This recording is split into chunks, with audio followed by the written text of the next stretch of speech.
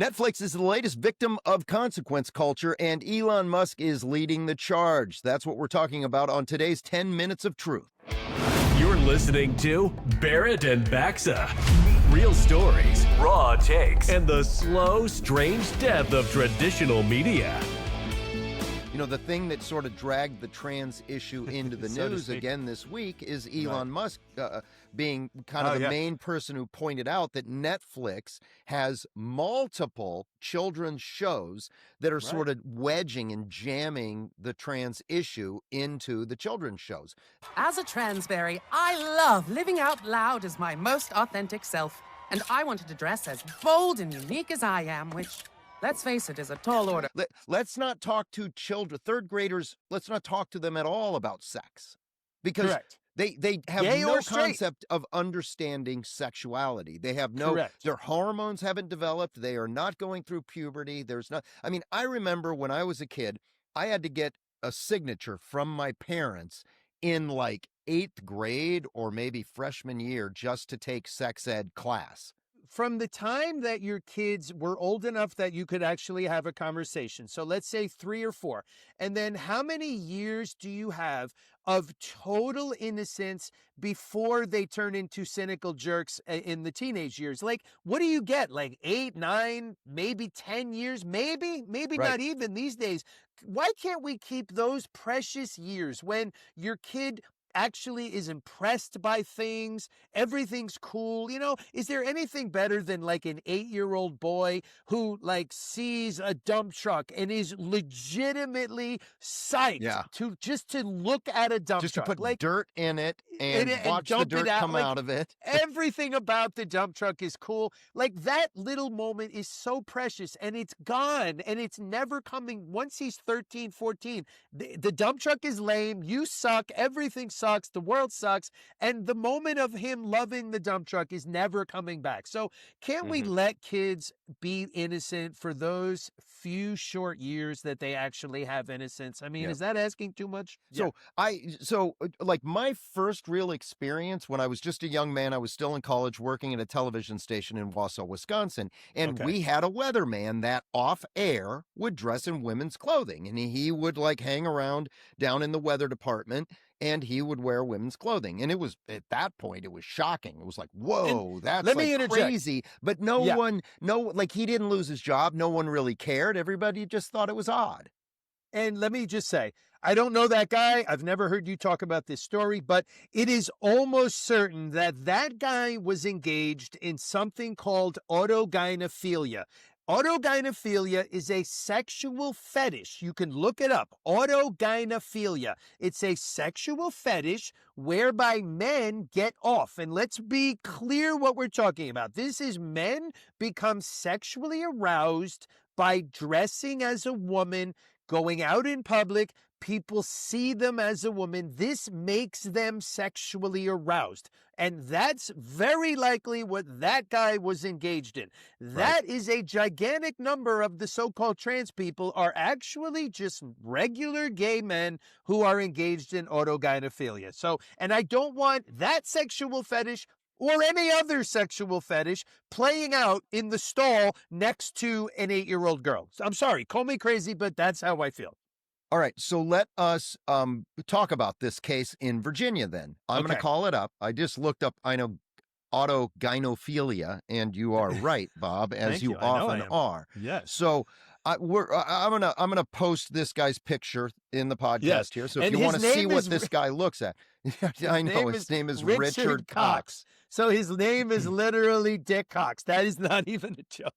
That's really so he's facing several charges in Arlington County, and essentially police say that he exposed himself to women and children in a women's locker room at 2 high schools and a recreation center. New Fairfax County Police body cam video, first obtained by 7 News, shows police arriving at Oakmont Rec Center on November 3rd, 2024, where they spoke to a woman who says she and her daughter saw a naked man in the women's locker room. He was taking a shower. She said rec center staff told her the man was transgender, so there was nothing they could do about it.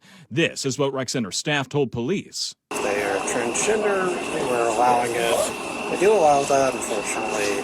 Yes, I understand it makes people uncomfortable, but policy is inclusion on that front. Later on, county rec staff learned the person, Richard Cox, is a registered sex offender. But the crazy, creepy thing is that this guy apparently on his phone had like the schedules for when there will be children in that locker room for like swimming practice and things like that. This is what it's the easiest thing in the world to predict, that a pedophile who wants to masturbate in front of children is going to know when the children will be there. Like, that's pretty obvious. And if the community says, hey, if you call yourself a woman and you want to go in the women's bathroom, feel free. Like, just say that you're a woman. That's all you have to do. And this guy in no way looks like a woman. Like, when you see his mugshot, he looks like the creepiest guy almost out of a horror movie, like a homeless person. The way I want to frame this, I gave this a lot of thought. And what the left says is that in order to sort of spare the feelings of trans people, that there are actually trans people, there are men out there who are legitimately trapped in the wrong body and they believe they're a woman. And so they want to be allowed into the women's locker room. And if they're not allowed in there, it will hurt their feelings. So we don't want their feelings to be hurt. And, you know, if we happen to let in a sexual predator who in front of 8-year-olds, you got to break a few eggs if you want to make an omelet. That's what the left is literally saying. And what we are saying is we are going to keep men who want to in front of 8-year-olds out of the women's locker room. And if a couple of actual trans people get their feelings hurt as a result, we're very sorry, but it's more important to stop men from in the girls' locker room. Sorry, it's way more important. We should err on the side of protecting children. And protecting women. I have to give WJLA credit. This is the story that I'm reading all of this from, and they didn't fall into the trap of using he, she, her pronouns or whatever. Like, they're calling him a him. They're saying he. After 7 News learned Cox visited at least 2 county rec centers, I asked Fairfax County Chair Jeff McKay questions at the government center. Chair McKay, we have some questions for you. Are you going to change the county's policy that allows biological men and females locker rooms and bathrooms?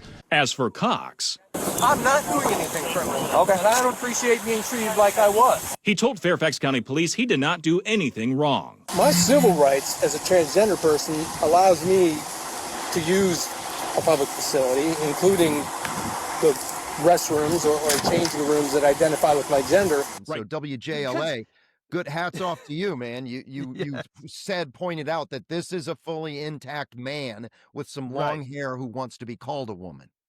Because there have been stories, it happens all the time, where the news report will literally say, a woman tried to go into the women's locker room, and people became very upset when she went into the women's locker room, and this woman just wanted to change clothes. So a couple of other things happened this week. One of them was Josh Hawley calling. This is a fantastic exchange. So this is during a congressional hearing of some sort, and Josh Hawley is questioning this guy that you're about to hear about funding for like LGBTQ initiatives. Here's what you say we ought to invest in. Instead of funding the police, here's what we ought to invest in. We need to invest in programs that acknowledge the need for safe space initiatives led by lesbian, gay, bisexual, two-spirit, trans, and gender nonconforming people. What's two-spirit? Well, look, I don't know exactly. You guys are pulling some interesting quotes. This is from your report. If you look at the report, the focus is on investing in violence intervention, outreach workers. You say that you shouldn't invest in the police, but we ought to invest in two-spirit community programs that acknowledge two-spirit individuals. We are not going to discriminate what is that? We're not going to discriminate against any nonprofit that what wants is to help us prevent violence in our community. What is two-spirit? You say don't fund the police, but do fund programs that create safe spaces for two-spirit people. What is? I just want to know. I don't know what that is. I have no idea what that is. Well, I honestly, I'm not completely aware of the language or the You wrote the spirit of how that report? was- Just to let you know who that guy is, Gregory Jackson Jr., I think he is, executive director of the Community Justice Action Fund. So he's one of these people who decided that police are bad and all the money should go into some Democrat fund that they can just slush fund, spend all of your money. Bingo, bingo. And they kick back to politicians, and that's why they keep funding. We saw this with the Doge cuts. These massive left-wing NGOs that get government money for these programs. All right, there's your 10 minutes of truth right there. Well, that's it for this episode of Barrett and Baxa. Like, subscribe, and do all that other stuff podcasts want you to do.